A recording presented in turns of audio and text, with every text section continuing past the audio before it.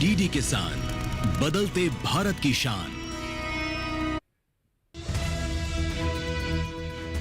जम्मू कश्मीर और लद्दाख में 9 फरवरी से कहीं कहीं हल्की बारिश और बर्फबारी का अनुमान। खेतों से जल निकासी की उचित व्यवस्था करें। हिमाचल प्रदेश और उत्तराखंड में कहीं कहीं बारिश और बर्फबारी के आसार। उत्तराखंड के कुछ इलाकों में छाया रह सकता है घना कोहरा। अरुणाचल प्रदेश में कहीं कहीं हो सकती है हल्की बारिश। बारिश के दौरान खेतों में किसी प्रकार का छिड़काव न करें।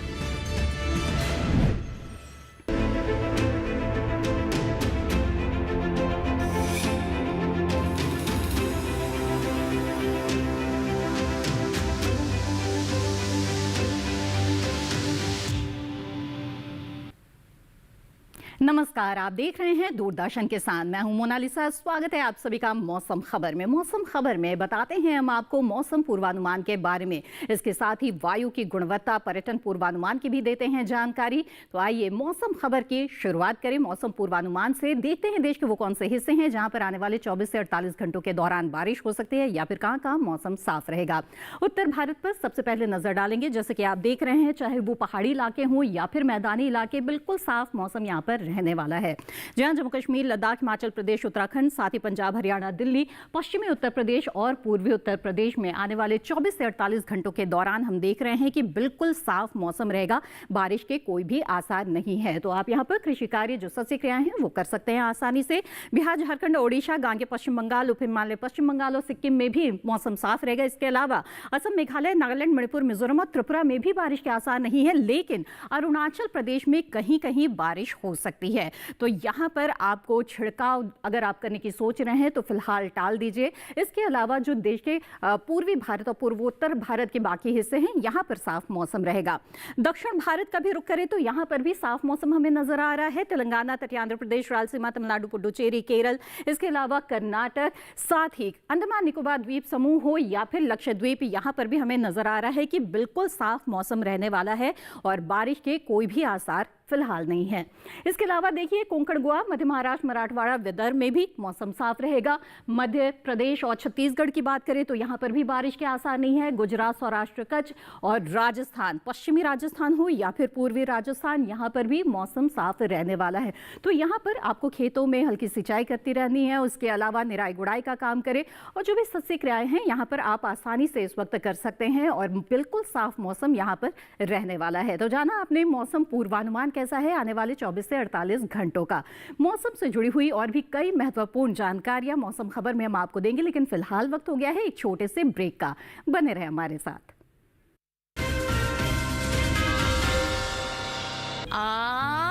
Good girl.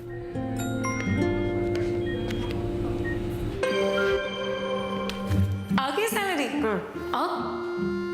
नहीं झुमके ना, पहले बचत, पहले झुमके। सुनो, हर महीने थोड़ा बचाओ और थोड़ा निवेश करो और कुछ इमरजेंसी के लिए भी बचाओ ताकि रहो टेंशन फ्री। लेकिन झुमकों का क्या? जाती हो कि लगाओ इंजेक्शन। आरबीआई कहता है, वित्तीय समझदारी समृद्ध नारी। ब्रेक के बाद आप सभी का फिर से स्वागत है। आप देख रहे हैं मौसम खबर। आइए मौसम खबर में अब आगे बढ़ते हैं और जानते हैं कि देश के अलग अलग हिस्सों में तापमान की क्या स्थिति चल रही है। खासतौर पे पहले हम जानेंगे देश के उन हिस्सों के बारे में जहां पर तापमान में सामान्य की तुलना में कोई उतार चढ़ाव की स्थिति नजर आ रही है। और ऐसे में आइए देखते हैं इस खास सेगमेंट तापमान का हाल में कि क्या स्थिति है उतार चढ़ाव वाले हिस्सों की। तो ऐसे में न्यूनतम तापमान की खासतौर पर बात करेंगे तो आइए देखें कि हिमाचल प्रदेश, पश्चिमी उत्तर प्रदेश और पूर्वी उत्तर प्रदेश में क्या स्थिति है। यहाँ पर सामान्य से 5 डिग्री सेल्सियस कम न्यूनतम तापमान दर्ज हुआ है, यानी कि जो रात का तापमान है उसमें सामान्य से गिरावट इस वक्त दिख रही है। बिहार, झारखंड, ओडिशा, साथ ही गांगे पश्चिम बंगाल, उप हिमालय पश्चिम बंगाल और सिक्किम की बात करें तो यहाँ पर भी इसी तरह के हालात है और न्यूनतम तापमान में सामान्य की तुलना में 5 डिग्री की गिरावट दर्ज हुई है। आगे बढ़ते हैं, देखते हैं क्या स्थिति है असम और मेघालय की। तो यहाँ पर भी सामान्य के मुकाबले 5 डिग्री सेल्सियस कम न्यूनतम तापमान दर्ज हुआ है। आगे बढ़ते हैं। बता दें आपको, दक्षिण भारत के खासतौर पर इन हिस्सों में उत्तरी और दक्षिणांतरिक कर्नाटक, साथ ही रायलसीमा, तटीय आंध्र प्रदेश, तमिलनाडु, पुडुचेरी में भी इसी तरह के हालात नजर आ रहे हैं और सामान्य के मुकाबले 5 डिग्री सेल्सियस की गिरावट न्यूनतम तापमान में दर्ज हुई है दक्षिण भारत के भी इन हिस्सों में। इसके अलावा पश्चिमी राजस्थान, सौराष्ट्र और कच्छ की बात करें, साथ ही कोंकण, गोवा भी, तो यहाँ पर भी न्यूनतम तापमान में सामान्य के मुकाबले 5 डिग्री सेल्सियस की गिरावट दर्ज हुई है। आपको बता दें कि पूर्वी और पश्चिमी मध्य प्रदेश में भी न्यूनतम तापमान में गिरावट रही है सामान्य की तुलना में। सामान्य से 5 डिग्री सेल्सियस कम न्यूनतम तापमान यहाँ पर दर्ज हुआ है। इसके अलावा आपको बता दें कि राजस्थान के सीकर में और छत्तीसगढ़ के अंबिकापुर में 5.9 डिग्री सेल्सियस न्यूनतम तापमान दर्ज हुआ है। मैदानी इलाकों में ये सबसे कम तापमान है जो दर्ज हुआ। इसके अलावा कर्नाटक के कारवार में 37.8 डिग्री सेल्सियस अधिकतम तापमान दर्ज हुआ है। ये मैदानी इलाकों में सबसे ज्यादा तापमान है जो दर्ज हुआ है। तो जाना आपने मैदानी इलाकों में सबसे ज्यादा और कम तापमान की क्या स्थिति है। और इसके अलावा कई ऐसे देश के हिस्से हैं जहां पर खास तौर पे जो न्यूनतम तापमान है वो जो है सामान्य से 5 डिग्री सेल्सियस कम इस वक्त दर्ज हो रहा है। तो कई जगहों पर जो रात का तापमान है वो सामान्य के मुकाबले में न्यूनतम तापमान जो है वो गिरता हुआ यहाँ पर दिख रहा है। बहरहाल आइए मौसम खबर में आगे बढ़ते हैं और देश के सभी शहरों पर एक सरसरी निगाह डालते हैं और देखते हैं कि यहाँ पर तापमान का क्या हाल दर्ज हुआ है।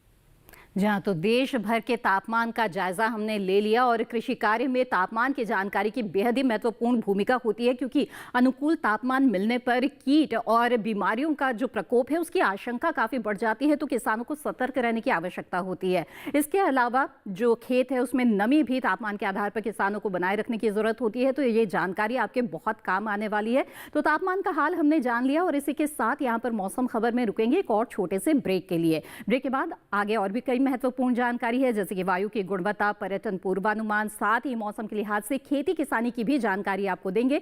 तो बने रहिए दूरदर्शन किसान पर।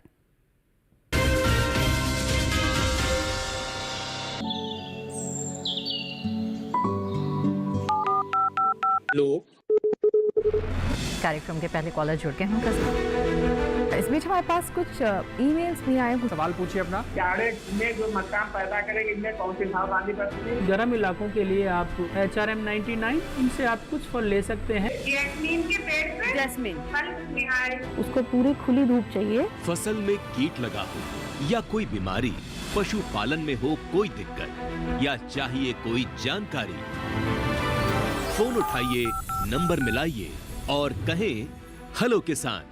सोमवार, बुधवार और शुक्रवार शाम 6 से 7 बजे सिर्फ DD किसान पर।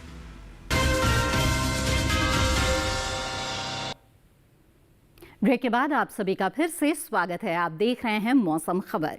मौसम खबर में अब आगे बढ़ते हैं और बात करते हैं वायु की गुणवत्ता की। जहां आपके शहर की हवा कैसी है जानना बेहद ही जरूरी है। सीधे सीधे हमारी सेहत से जुड़ी हुई बात है ये। तो वायु गुणवत्ता अच्छी है, औसत है, खराब है या संतोषजनक है, ये सब कुछ एयर क्वालिटी इंडेक्स यानी कि वायु गुणवत्ता सूचकांक के आधार पर हम जान पाते हैं। और कुछ चुनिंदा खास शहरों के वायु गुणवत्ता की हालत इस वक्त क्या है, ये जानने के लिए चलते हैं हमारी AI एंकर भूमि के पास। जी मोनालिसा, नजर डालते हैं देश के बड़े शहरों की वायु गुणवत्ता पर। सबसे पहले बात करते हैं दिल्ली की, जहां वायु की गुणवत्ता थोड़ी खराब श्रेणी में है। यहां गुणवत्ता सूचकांक 217 दर्ज किया गया। पुणे की बात करें तो यहां गुणवत्ता सूचकांक 159 दर्ज किया गया, जो औसत की श्रेणी में है। मुंबई की बात करें तो यहां की वायु गुणवत्ता भी औसत की श्रेणी में दर्ज की गई। यहां गुणवत्ता सूचकांक 118 दर्ज किया गया। कोलकाता में गुणवत्ता सूचकांक 134 दर्ज किया गया, जिसे औसत माना जाता है। लखनऊ में भी वायु गुणवत्ता औसत रही, यहाँ गुणवत्ता सूचकांक 110 दर्ज किया गया। पटना की बात करें तो यहाँ वायु गुणवत्ता औसत की श्रेणी में है और यहाँ गुणवत्ता सूचकांक 117 दर्ज किया गया। आगे बात करते हैं हैदराबाद की, तो यहाँ वायु की गुणवत्ता संतोषजनक है, यहाँ गुणवत्ता सूचकांक 98 दर्ज किया गया। अहमदाबाद में वायु की गुणवत्ता औसत की श्रेणी में है और यहाँ गुणवत्ता सूचकांक 159 दर्ज किया गया। वहीं बेंगलुरु की हवा संतोषजनक है और यहाँ वायु गुणवत्ता सूचकांक 97 दर्ज किया गया है। तो मोनालिसा, ये था देश के प्रमुख शहरों का वायु गुणवत्ता हाल। धन्यवाद भूमि इस महत्वपूर्ण जानकारी के लिए। तो देखा आपने, देश के कई ऐसे शहर हैं जहां पर वायु की जो गुणवत्ता है वो फिलहाल औसत के ही स्तर पर है, और दिल्ली की बात करें तो ये तो अभी भी 200 के पार है, जो कि बहुत ही अच्छी स्थिति नहीं कही जा सकती। बहरहाल आइए अब आगे बढ़ते हैं और अब मौसम खबर में बात करते हैं पर्यटन पूर्वानुमान के बारे में। आइए देखते हैं कि पर्यटक स्थलों पर आने वाले 4 दिनों के दौरान आपको कैसा मौसम मिल सकता है। शुरुआत करते हैं जम्मू कश्मीर के श्रीनगर से, जहां पर रविवार को बिल्कुल साफ मौसम रहेगा। 14 से -2 के बीच तापमान की स्थिति रहेगी। सोमवार को हल्के बादल छा सकते हैं, 12 से 2 के बीच तापमान रहेगा। और मंगलवार को यहां पर हल्के बर्फबारी के आसार भी बनते हुए हमें दिख रहे हैं। 9 से 2 के बीच तापमान की स्थिति रहेगी। बुधवार को फिर से बादल छा सकते हैं और 11 से 2 के बीच यहां पर तापमान का हाल रहेगा। अब आगे बढ़ते हैं, नैनीताल का रुख कर लेते हैं। तो उत्तराखंड के नैनीताल में रविवार को साफ मौसम रहने वाला है। 16 से 6 के बीच तापमान की स्थिति रहेगी। सोमवार, मंगलवार और बुधवार को यहां पर हल्के बादल छाते हुए हमें दिख रहे हैं। तापमान में आप देखिए तो धीरे धीरे यहां पर बढ़ोतरी के आसार बन रहे हैं। 14, 15 फिर 16। हालांकि रविवार से सोमवार के बीच तापमान में गिरावट है, ये भी आप देखिएगा। न्यूनतम तापमान देखिए तो 7 डिग्री सेल्सियस पर लगातार आने वाले 3 दिनों तक बना रहेगा। अब जान लेते हैं हिमाचल प्रदेश के कुल्लू के बारे में, जहां रविवार को तो साफ मौसम रहेगा और 22 से 2 के बीच तापमान की स्थिति रहेगी, लेकिन सोमवार को बारिश हो सकती है। तापमान में गिरावट के साथ ही 16 से 3 के बीच तापमान का हाल रहेगा। मंगलवार को फिर से गिरावट, खासतौर पर अधिकतम तापमान में 15 से 3 के बीच रहेगा ये तापमान। बारिश का सिलसिला जारी रहेगा। बुधवार को भी बारिश का सिलसिला जारी रहेगा और 18 से 3 के बीच तापमान की स्थिति रहेगी, यानी कि अधिकतम तापमान में बढ़ोतरी।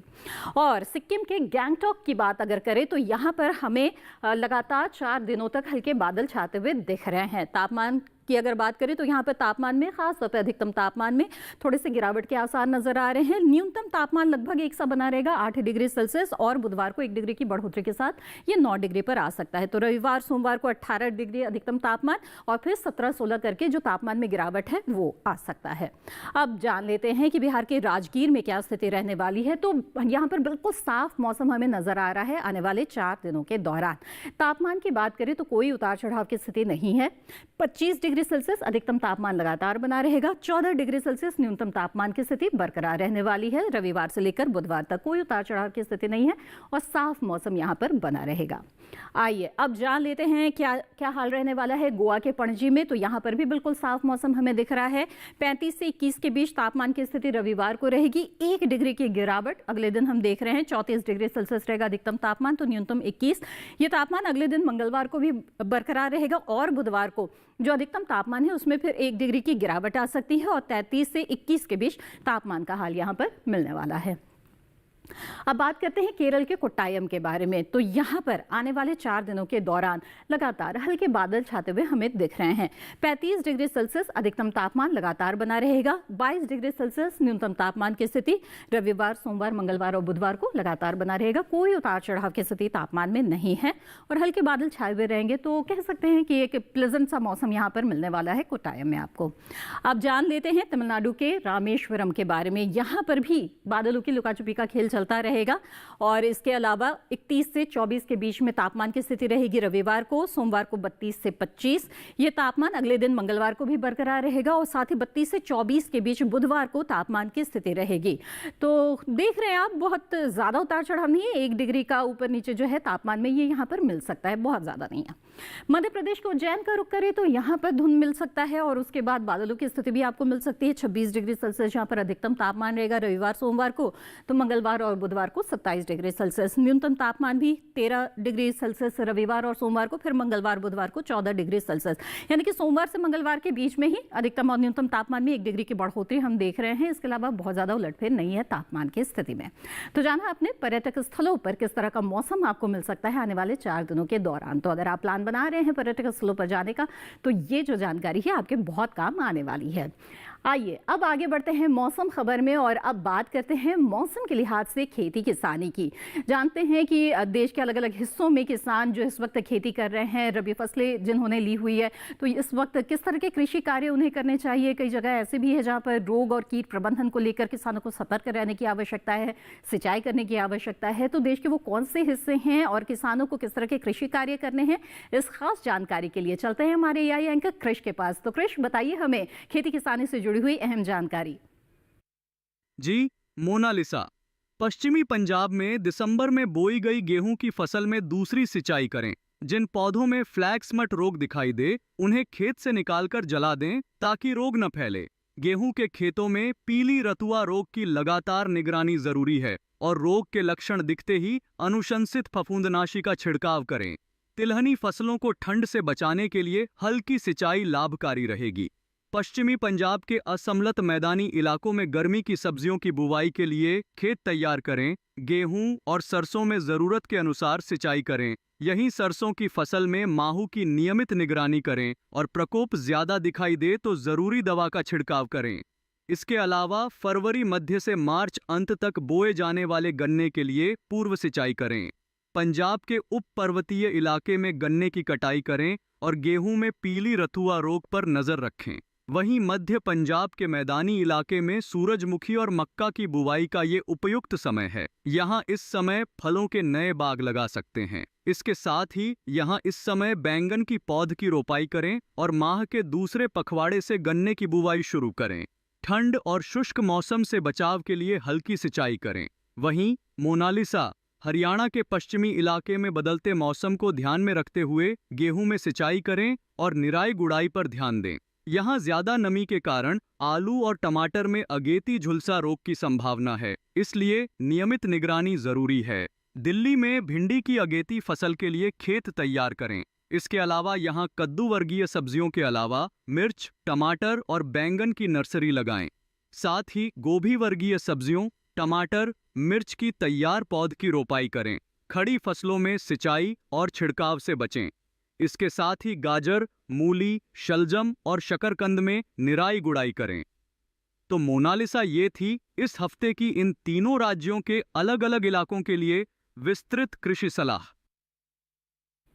धन्यवाद कृष इन महत्वपूर्ण जानकारियों के लिए। तो खास तौर पर आपने जाना कि जो उत्तर भारत का ये मैदानी इलाका है जो बहुत उपजाऊ भी माना जाता है, यहाँ पर इस वक्त किसानों को किस तरह के कृषि कार्य करने चाहिए। तो बहुत सारी फसलें हैं जिनमें जो उचित कृषि कार्य आपको करने हैं, निराई गुड़ाई करना है। और जैसा कि मैंने आपको बताया था कि रोग और कीट की आशंका भी कई बार बनी रहती है, तो अपने खेतों की निगरानी ज़रूर लगातार करते रहे ताकि सही समय पर उचित उपाय आप अपना सके और बड़े नुकसान से आप बच सके। इसके अलावा कई और जो फसलें हैं, अगेती फसलें, उसकी तैयारी भी अभी आपको करनी है, नर्सरी की भी तैयारी करनी है। तो वो सभी जानकारियां अभी आपको हमारे एआई एंकर कृष से मिली। आइए मौसम खबर में आगे बढ़ते हैं और अब हम बात करेंगे आज की फसल की, जो कि है राजमा। जी हाँ, ये एक दलहनी फसल है और हमारे देश में ये बहुत लोकप्रिय भी है। खासतौर पर उत्तर भारत के जो मैदानी इलाके हैं, यहाँ पर किसान इसकी खेती करते हैं। तो इसके अलावा कुछ हिमालयी क्षेत्रों में और खासतौर पर महाराष्ट्र के सतारा की अगर बात करें तो यहाँ पर भी किसान राजमा की खेती करते हैं। इसकी बुआई का बहुत ही उपयुक्त समय इस वक्त चल रहा है। तो राजमा की अगर अच्छी उपज आप हासिल करना चाहते हैं तो खेती के दौरान आपको किस तरह की वैज्ञानिक पद्धति को अपनाना चाहिए और वो कौन कौन सी छोटी छोटी बातें हैं जिनका ध्यान रखना बेहद ही जरूरी है, आइए जानते हैं इस रिपोर्ट के जरिए।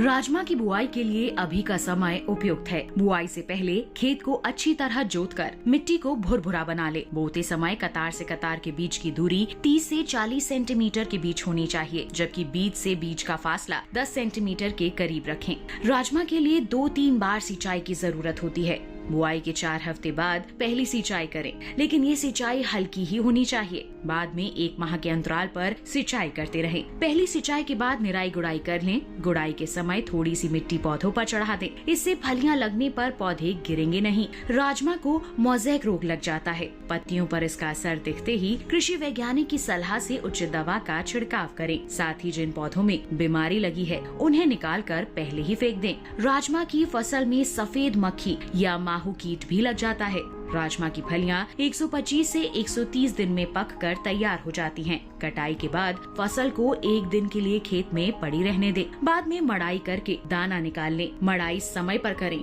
वरना फलियां चटक जाती हैं और दाने खुद ब खुद बाहर निकल आते हैं। 1 हेक्टेयर फसल से आमतौर पर 15 से 20 क्विंटल तक राजमा की पैदावार ली जा सकती है। जी हाँ, तो ये थी राजमा की खेती से जुड़ी हुई कुछ महत्वपूर्ण जानकारियाँ। चूँकि ये जो राजमा है दलहनी फसल है, प्रोटीन का मुख्य स्रोत होता है, ये स्वादिष्ट भी होता है, इसलिए लोग इसे खूब खाना पसंद करते हैं। साथ ही इसकी जो खेती है वो किसानों को बहुत लाभ इसलिए दिला सकती है। तो गुणवत्ता का अगर आप ध्यान रखेंगे तो बाजार में आपको इसके अच्छे भाव भी मिलेंगे। और इसके लिए किन किन बातों का ध्यान रखना है ये तो आपने जाना ही। अच्छी किस्मों का चुनाव आप ज़रूर करें। अपने क्षेत्र के अनुसार कृषि विशेषज्ञों से सलाह ले लें कि किस तरह की किस्म को आपको अपनाना चाहिए और उन किस्मों का ही चुनाव करेंगे तो अच्छी उपज हासिल कर पाएंगे।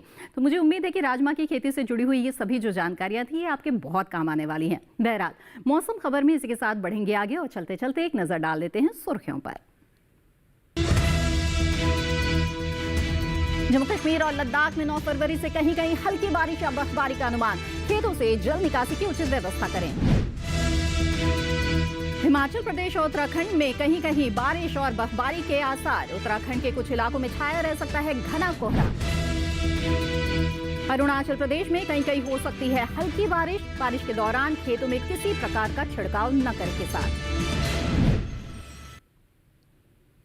इसी के साथ मौसम खबर में आज बस इतना ही। उम्मीद है मौसम खबर से आपको मदद मिल रही होगी। मौसम खबर को आप दूरदर्शन किसान के YouTube चैनल पर भी देख सकते हैं। इसके लिए टीवी स्क्रीन पर दिखाए जा रहे QR कोड को स्कैन करें। आप सीधे हमारे YouTube चैनल से जुड़ जाएंगे जहां पर मौसम से जुड़ी हुई और मौसम के लिहाज से खेती किसानी से जुड़ी हुई ये सभी जानकारी आप कभी भी कहीं भी हासिल कर सकते हैं। तो मौसम का ताज़ा हाल और कृषि सलाह के साथ फिर होंगे हाजिर। तब तक के लिए दीजिए इजाजत। आप बने रहें दूरदर्शन किसान पर। नमस्कार।